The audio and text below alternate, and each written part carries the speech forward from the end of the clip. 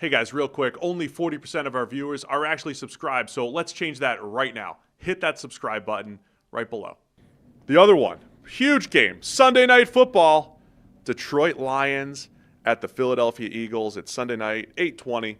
Lions favored by 2.5 here. They're 6-3, going up against the 7-2 Eagles, sitting at the number 1 seed in the NFC.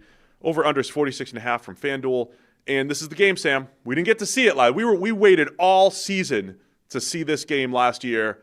Did not get to see it. Two powerhouses last year, but Detroit got upset. Washington robbed us of it, or Detroit did. Turning the ball over 5 times or whatever it was. So we finally get to see it. It would have been in Philadelphia last year anyway. So we do get to see that Sunday Night Football. Should be fun. This is the NFC Championship game that was supposed to be last year, and it wasn't.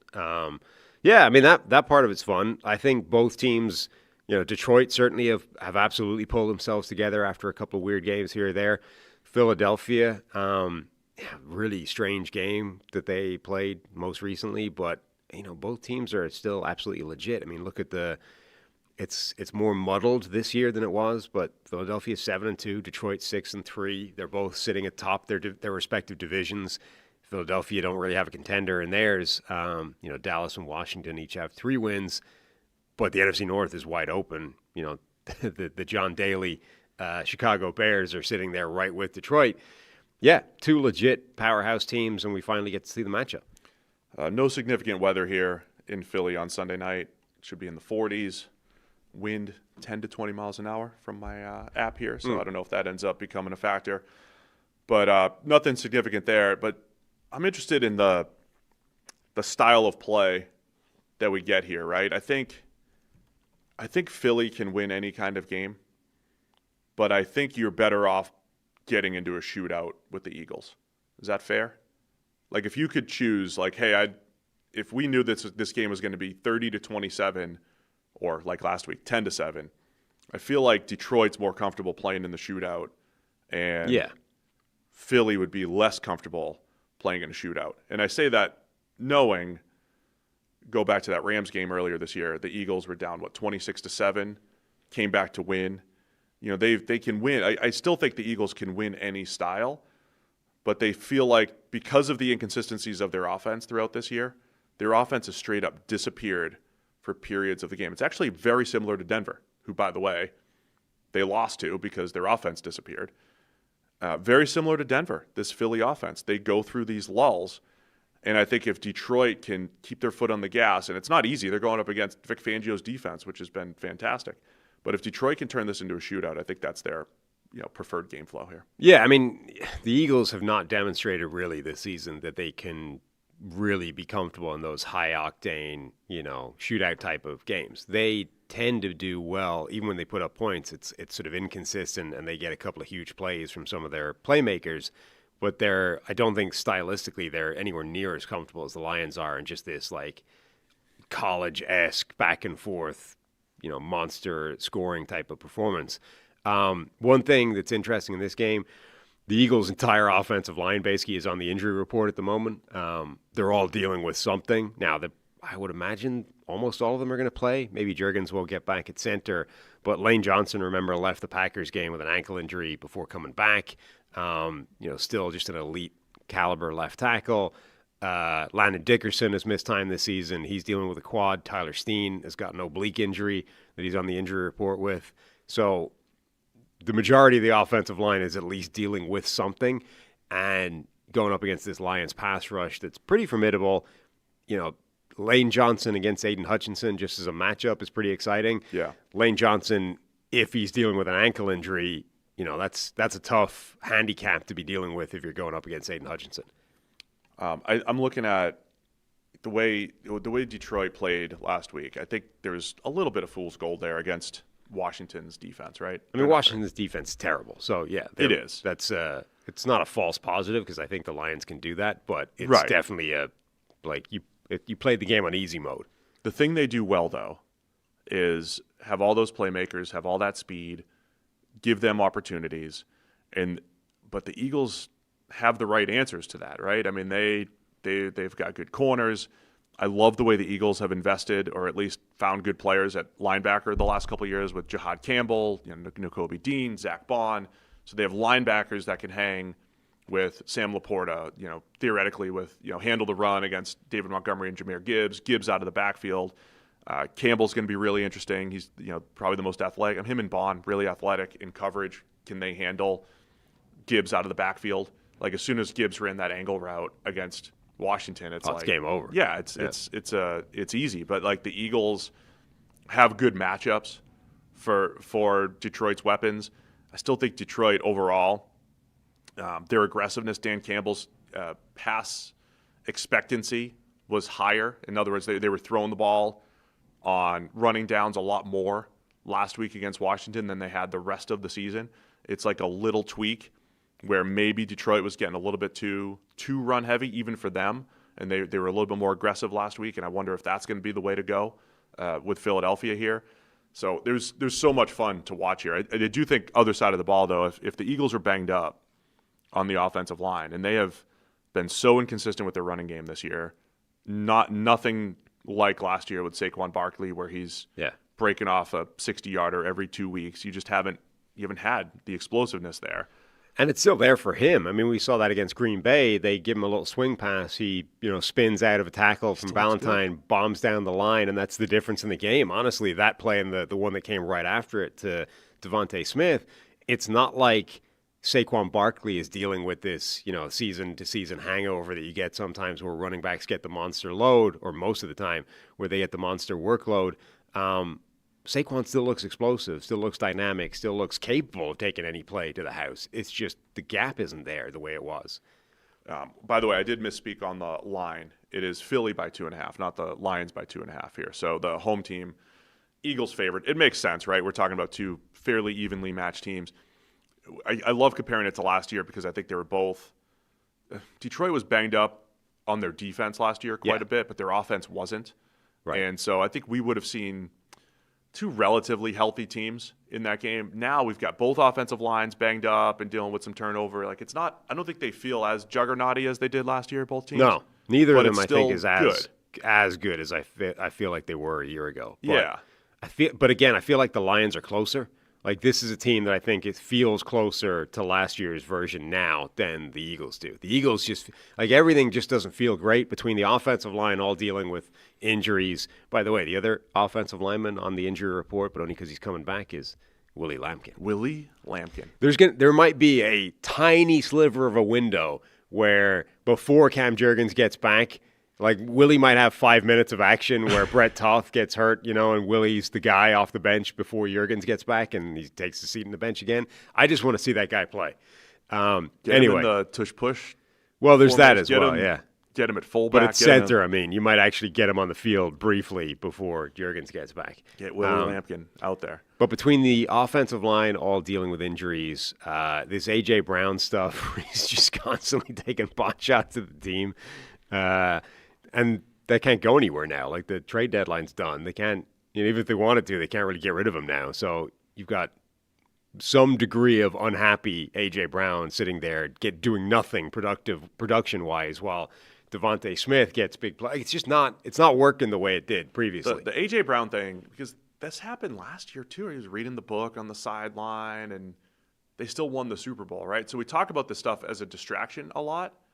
I don't know if A.J. Brown being upset about the offense being bad for chunks of time is a distraction so much as he's frustrated that his side of the ball looks bad, not so much like I need my 10 catches. So I don't know if it's actually a distraction.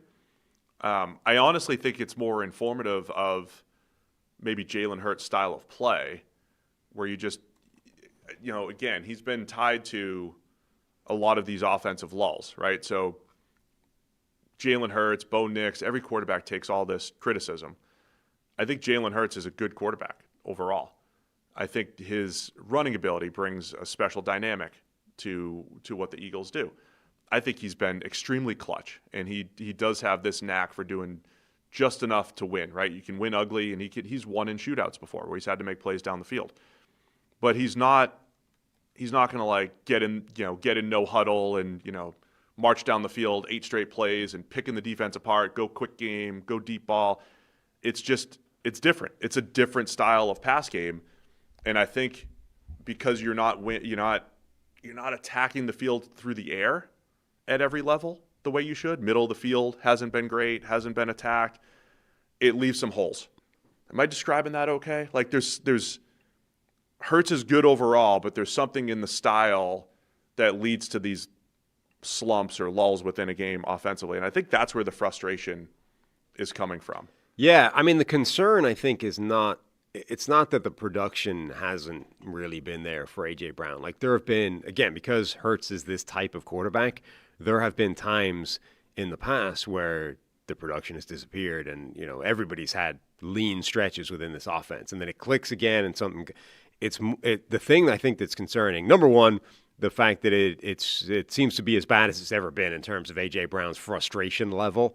And that I just don't think is a good thing for any wide receiver. Like, once they get to a certain degree of critical mass of just being pissed off, that's probably not good for anybody. Particularly, again, when there's nothing you can do about it, as in he's there, right? You can't trade him away even if you wanted to, all those types of things.